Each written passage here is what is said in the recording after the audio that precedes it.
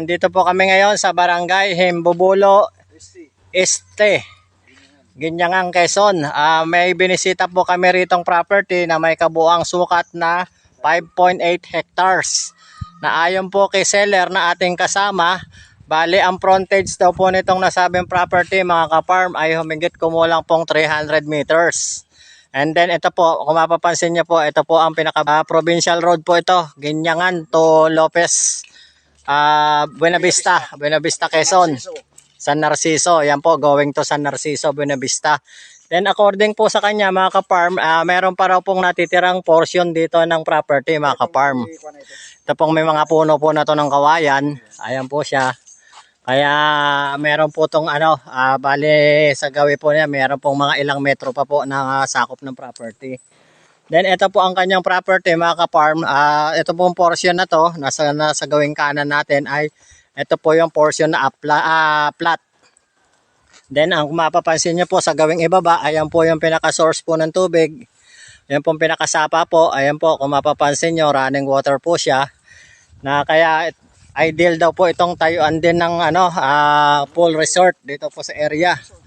Dahil malakas po ang ng bukal dito. At running water po siya mga ka-farm. So, ito po yung nahaharvest po ritong nyug dito sa area. Ayan po mga ka-farm, kabuo. Bali ito pong property ay napapalibutan po ng sapa.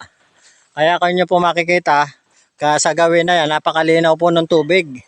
Na according po kila sir, mayroon daw po ritong uhuli pang mga isda. Kagaya po ng tilapia at hito sa kadalag.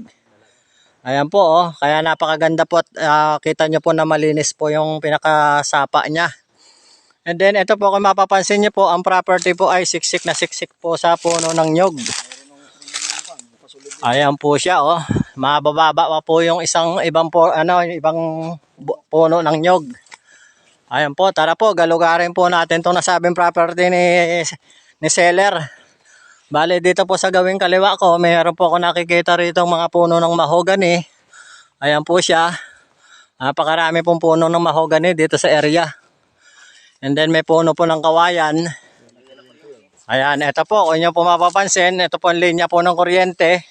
Kaya wala na po kayong problemahin kung inyo po itong mabibiling property at dito po kayo magpapagawa ng inyong pinaka rest house. Meron na pong supply ng kuryente. And then may signal din po. And then ito pong portion na to na medyo upland. Pwede po kayo ditong magpagawa ng rest house. Overlooking po to mga ka-farm. Ayan po mga ka-farm. Kung mapapansin nyo po sa gawing itaas, may mga puno po siya na antipolo, anahaw.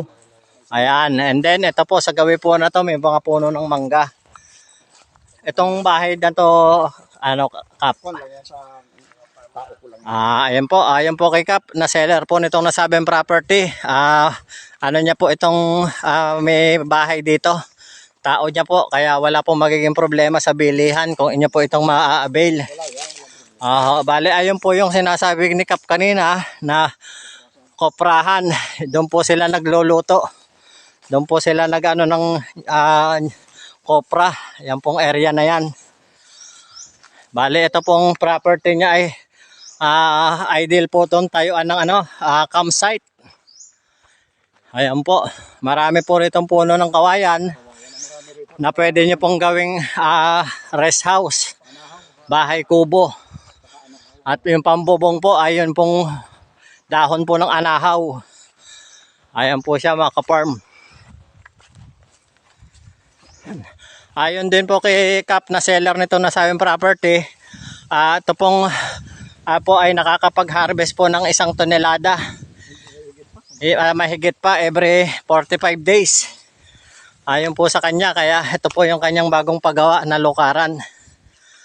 Kung po mapapansin, malaki. Kaya makikita nyo rin po na marami pong puno ng rito, bunga ng nyog ang nahaharvest. Ayan po yung makikita po yung pinakabubong ng lukaran niya ay anahaw. Ayan po. Mga ka-farm, ito pong area ay ideal po na pag-alagaan po ng livestock. Gaya po ng mga poultry, piggery, kambing. Ayan po. Dito po sa area na to, ayan. May itong dalisdis po na to. Pagka siguro po malakas ang ulan, dito po may bumababa pong tubig sa area na to. Ayan po siya mga farm, oh, may mga puno po ng buho at kawayan sa area. Ito po ang portion na upland. Ayan po siya mga ka-farm. Ayan o. Ito pong area po na to.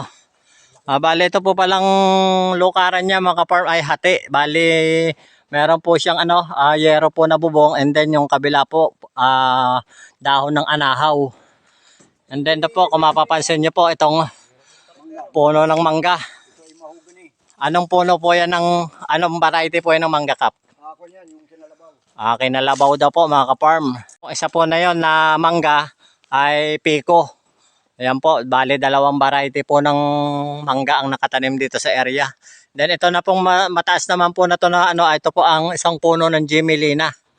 Ayan po, itong aking kinatatayuan na to. And then may puno po dito na langka. Ayan, mostly po anyog, anahaw at kawayan po ang matatagpuan dito sa area. Walang problema kung magtatayo sila ng resource. Ayun po mga ka-farm. Then ayon din po sa kanila, meron po dito mga malalapit na pong resort. Kaya rin po ito sa business. Pwede po kayo rito magtayo ng pinaka-rest house. At pwede po nilang gawing overnight stay po ng mga magsuswimming po doon sa pinaka-resort. And then sa delantera naman po, pwede nyo po siyang gawing commercial establishment po ang itayo. Then para po, dahil ito pong pinaka national road po, papunta po ng Buena Vista, San Narciso, Quezon. Ayan po siya mga ka-farm. Po mga ka-farm, sa mga interested buyer po, tawag lang po kayo sa number na makikita nyo sa inyong screen. At sa WhatsApp Viber po mga ka-farm. Isang mapagpalang araw po sa ating muli mga ka-farm, at God bless us all po uli. Huwag niyo po kalimutang mag-like, mag-subscribe at pindutin ang notification bell para updated po kayo sa araw-araw na video na aming i-upload. Malay niyo po sa isang araw matagpuan niyo na po ang property na nais niyong bilhin. At baka meron na rin po kaming mga i-upload na property na inyo pong nais na i-invest. Ayon po kay Kap na ating kasama ngayon, bali siya po yung pinaka-seller po nito sabing property. Dito po sa pinakasapa po na to, naghihiwalay po yung property. Ito po ang pinakahangganan. Ayan, bali paano po ito, papunta po doon sa ating pinuntahan kanina. Yan po yung pinakahangganan ng property niya mga farm. Bali dumaan po yung pinakasapa po dito sa pagitan po ng property niya. Ayan po. Yan pong natatanaw nyo mga kabahayan na yan. Bali, labas na po yan sa property niya. Hanggang dito lang po siya. Ito. Yan ang labahan nila.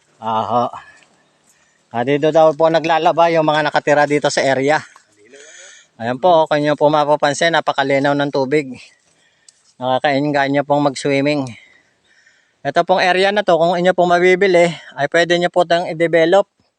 Pwede nyo pong i-concrete po yung mga gilid po nung sapa, at then gumawa po ng mini pool. Pwede nyo pong makontrol ang po rito sa area, yung tubig, at pwede nyo po siyang gawing pool. Dahil running water naman po siya mga ka-farm. Ito po mga ka-farm. Sa may bahay. Alos lahat ng bahay doon sa akin ang gagalingan ng tubig. Ayun po kay Kap. Bali, ang supply daw po ng tubig dito ay nanggagaling sa bukal. At doon po sa bahay niya kinukuha. Sa mataas na portion po doon, pababa po dito sa area. Kaya meron po itong mga hose. Pababa po dito sa area mga ka-farm. And then kung mapapansin nyo po, meron po ditong maliit na tulay na konkreto. Ito po. Ayan po siya. Bali, makakadaan po dito yung single na motor. Ayan po.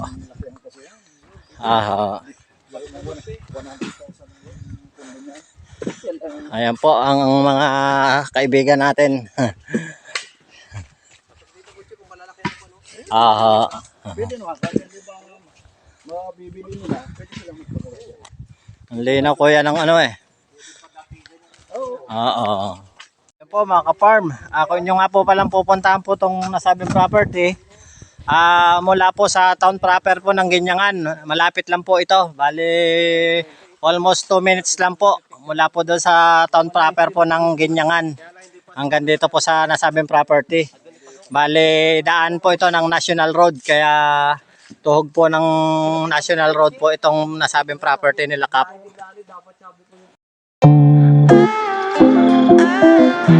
ah, ah.